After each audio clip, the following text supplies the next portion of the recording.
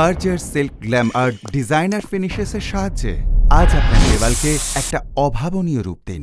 এইভাবে কিছু সহজ ধাপের মাধ্যমে আপনি একটা অভূতপূর্ব ছবির মতো দেওয়াল পেতে পারেন। এই সম্পূর্ণ প্রক্রিয়াটিতে ঠিক যা যা প্রয়োজন হয়েছে।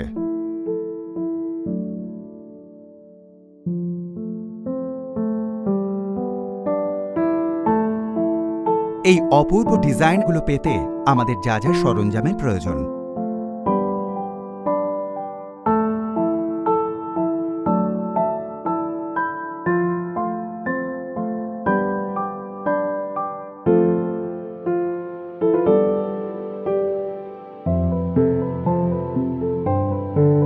দেওয়ালে কাজের জন্য পুট্টি এবং সিল ও প্রাইম ব্যবহার করা হয়।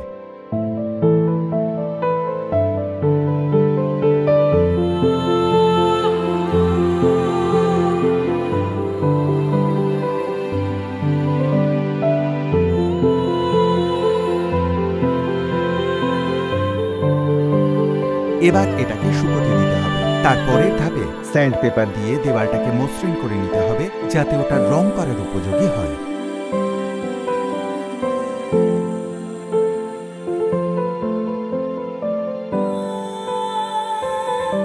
সিল ও প্রাইমের একটা শেষ প্রলেপ দিয়ে প্রাইমারটাকে শুকোতে দিতে হবে।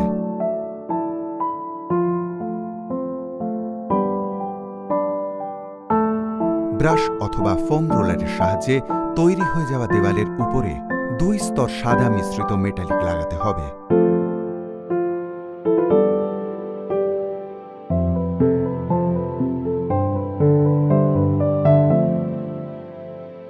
তৈরি হয়ে যাওয়া দেওয়ালটা সারা রাত শুকোতে ছেড়ে দিতে হবে।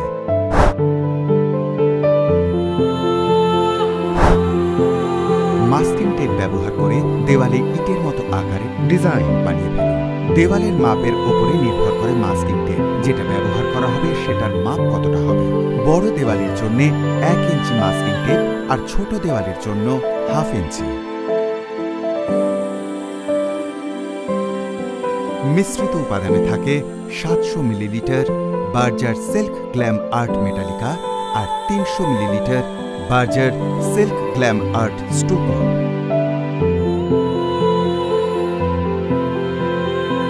খণ্ডগুলোর উপরে ব্রাশের সাহায্যে মিশ্রিত উপাদানটা লাগাতে হবে। তার ঠিক পরক্ষণেই কাঠের ভেইন টুল দিয়ে সেটাকে খণ্ডের ভিতরে উপর নিচ ভঙ্গিতে নাড়াচাড়া করে ডিজাইন বানিয়ে নিতে হবে। এই একই পদ্ধতিতে বাকি সব খণ্ডগুলোও করতে হবে। প্রতিটি খণ্ডের উপরে ডিজাইন তৈরি হয়ে গেলে সাথে সাথে মাস্কিং টেপগুলো সরিয়ে ফেলতে হবে।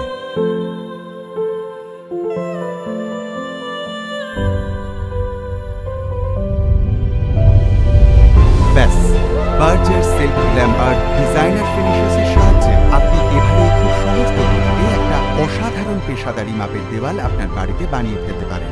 নিজের জায়গাকে একেবারে নতুন একটা রূপ দিন আজই।